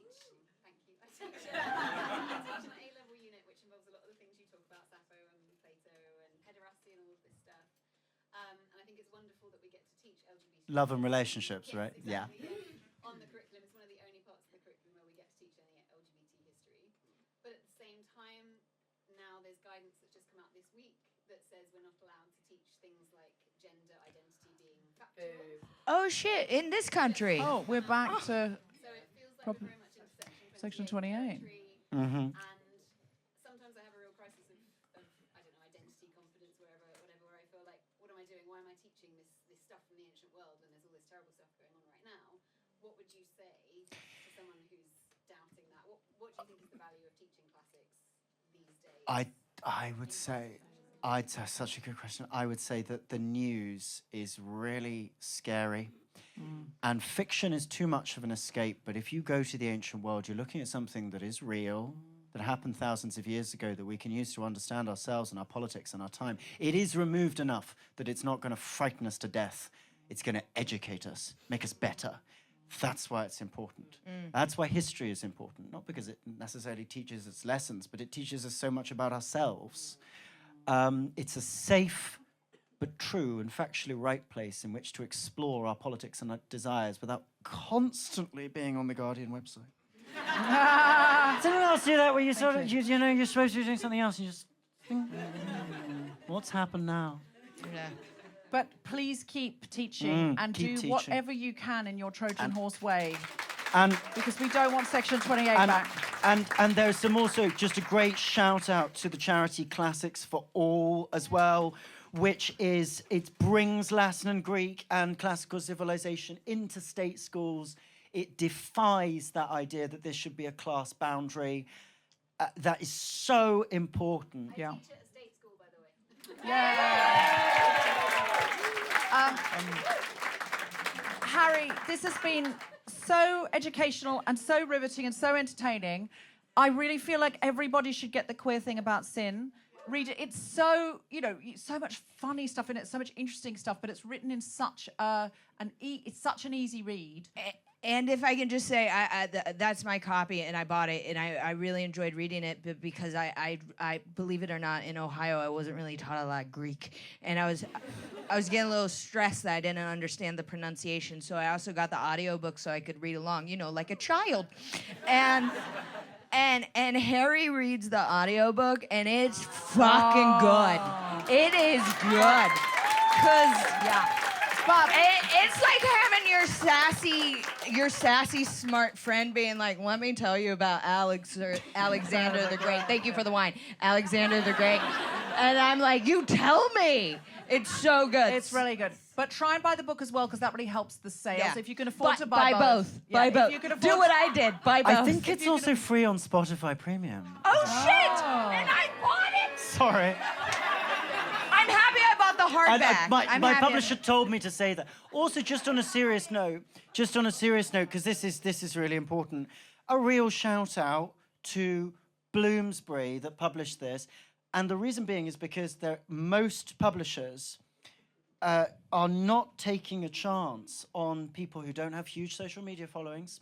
They are not taking these gambles. So true. And certainly on a queer book, in this time and this place, and also to my amazing agent, Kat Aiken, I think, who's here, these guys took a chance on this. They took a chance on trying to understand queerphobia. This stuff is important, and there are so many people that are not printing this. There are so many people that are not printing queer stories that tell the truth about the way And the world is working. also, people And thank who you to can- you as well. No, well, look, what I think publishers, I know there's probably lots of publishers that listen to shows like this. If you're a publisher listening to this, can I just say, I know there's a lot of pressure for sales and people with social media followings, but often people who are good at social media are good at really short videos. People who do a PhD and can also write really good books. And I feel like once you've written a really accessible book like this, you come on podcasts like this, you get a good social media following. They go hand in hand. But I have been sent some great books by people who have good social media followings, but also some books that aren't books. And they're not, though. They're not. Sometimes you know, I get sent, and this is not pointing a finger at anyone, I get sent almost everything that comes out. My house is just endless clutter. It's like a bomb's gone off in a feminist library. And it's just like every surface is covered by, oh, fuck, I've promised someone I'll read that. I promised someone I'll read that. But some of them genuinely, like, it's a different skill. So someone might have both skills, but I would love it to see more publishers publishing stuff like this, because this book is very, very good. You'll learn. I've remembered. See how much I could remember tonight. Like that I could go, yes, I know John the Baptist. I know the answer to that because I remembered it because it was well written. So I really urge everyone to write, because you might, if you're in a discussion with somebody who is saying, no, homosexuality is wrong because of this, or queerness is wrong because of that, you will have so many great academic arguments that are really interesting about what some of the origin of the words, or what we don't know about the rhetoric, you know, that's used. So great. And can I, while we're speaking about books, say that the Waterstones Guilty Feminist Book Club is going to be on the 23rd of February, at 6:30 p.m. at Waterstones Piccadilly. And the authors I've got is Jess Robinson. Do you know Jess Robinson? She's a brilliant singer, and she's been on all the Guilty Feminist tours. She's so wonderful. And she's written a book called Life is Rosy. She pitched it to the publishers as a cross between The Diary of Anne Frank and Bridget Jones' Diary. Now, the reason for this is because before you get upset, but the reason for this is her grandmother was a teenager who was put on the last Kindertransport to look after the children and play them songs, and told to come back. And the Nazi officer who put her on the train, said, never come back here. Just don't get off in England, don't come back. But she was meant to come back and then go to a camp. And he just said he obviously was somebody who was marshalled into the army, who didn't agree, and was just like, don't ever come back here, whatever you do. So she ended up, she was in a refugee camp when she was 23 and kept this diary. And so it's a mix between Jess's diary when she was 23 and her grandmother's diary when she was 23. And as two Jewish women in different time periods. And so I think it's so beautiful. And we are also together interviewing... Sorry, I'm just thinking about my own 23-year-old diary. It's like, I know. Ed did not call me back. Yeah, well, I think that's part of what Jess is pointing out by her own diary. So we're also interviewing Max Zaleska, who's got a book out called Making the Cut. And it's because he was raised Jewish, met a Jewish woman. She's modern Orthodox. She's also like brilliant writer, performer. You would not know she was Orthodox in your interactions with her, but she is Orthodox. And so when it came time to sort of think about this relationship more seriously, he discovered as a Jewish man he wasn't Jewish enough. He wasn't halakhically Jewish because his mother had converted and they were Reformed, they weren't Orthodox, so he had to convert. And the reason it's called Making the Cut is he was trying to make the cut with Orthodox, not like his lovely wife, but he was trying to make the cut with the Orthodox Beth Din, which is, you know, very problematic. But also his parents, for various reasons, he goes into the book, had failed to circumcise him. So he had to make the cut in two ways to be able to marry the woman of his dreams. And so both of these books are Jewish books, brilliant performers, incredibly funny people, intersecting but very different. And so we're going to talk about those, and it's just going to be a joyous, brilliant occasion. I think you'll really love it, and it's at the Waterstones Piccadilly. You can guiltyfeminist.com. Also, if you want to know more about Road to Gilead, anything we're doing, like this kind of stuff, shows, live actions, us going on marches, just go to guiltyfeminist.com and sign up to the mailing list. And anything we're doing, anywhere we're going to be, you'll get a little email, and you can go, yeah, I want to go to that, or no, fuck off, delete it. But we're trying to build the community of people that want to actually make a change, want to resist what's coming, what's happening in America, what's happening around the world, and really want to be together. And please join us. Thank you for joining us tonight.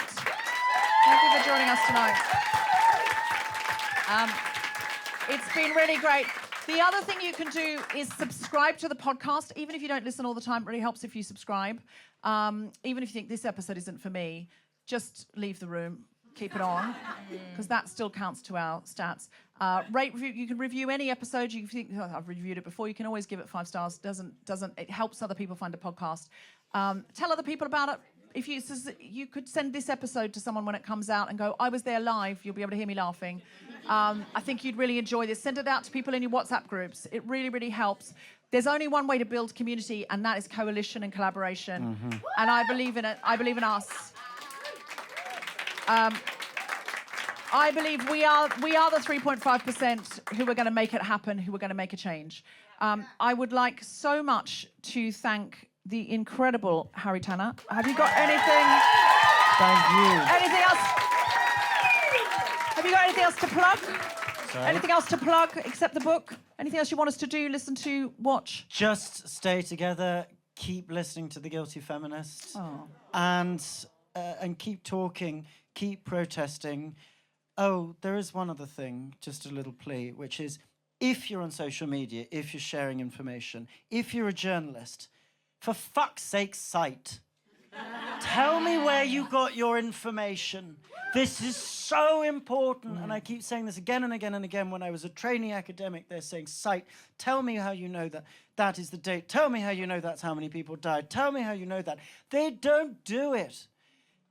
Everybody, if you're sharing something, tell us where you got it, and we will end this disinformation while maintaining the power to stay together and talk together and show what they are doing.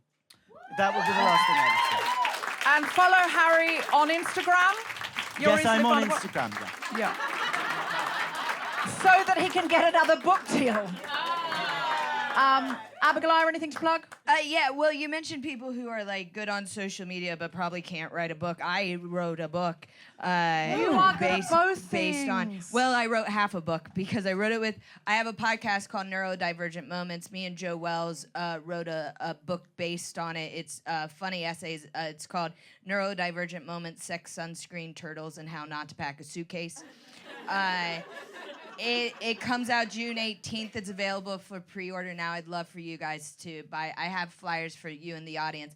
And also, I have another podcast called All British Comedy Explained that I do with producer of The Guilty Feminist, Tom Selinsky. And he explains British comedy to me. Whoa! We don't need to applaud for the man. And... But it's such a fun show, and you've had some great guests, yeah, including David Tennant and... I was going to give that away in a really clever way, but thank you.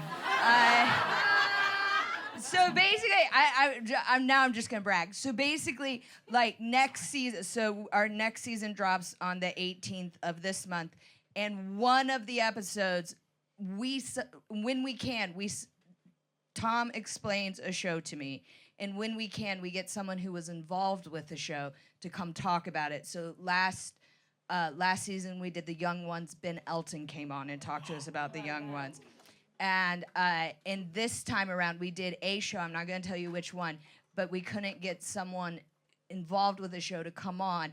And David Tennant reached out to Tom Selinsky because he's a fan of our show and was like, can I come on? And we were like, well... I guess. and yeah, so we'll have David Tennant on this coming season. We've done stuff with the director of Victoria Wood, as seen on TV, Jeff Posner. Ben Elton's been on, and also I've learned a lot about your TV, and it turns out it's pretty good, guys. It's a very fun show if you like British comedy and you want some nostalgia in your life as a way for... And we all need respite at the moment from all the horrors, so definitely. Hey, Harry and Deborah review are and doing the subscribe. good work. I'm here just giving you escapism, so that's... No, that's Neurodivergent Moments, I think, is absolutely banging the drum in its own way, because a lot of us are neurodivergent, and increasingly most of us have some form of ADHD, I think, just because of screens and everything. So seriously, though, I think a lot of us, our brains are going, so take a fly for that and go pick up a book. You have been listening to The Guilty Feminist with me, Deborah Frances-White, guest co-host Abigoliah Schamaun, and our very special guest, Dr. Harry Tanner. Recording engineer was Grundy Lizimbra. The Guilty Feminist theme tune was composed by Mark Hodge. The producer was Tom Selinsky for The Spotted Daily Shop. Thanks to Gina Decio, Zainab Mohammed, Ed Searchwick, and everyone at the Museum of Comedy, as well as all of you for listening. For more information about this and other episodes, visit guiltyfeminist.com. Thank you so much. and good night.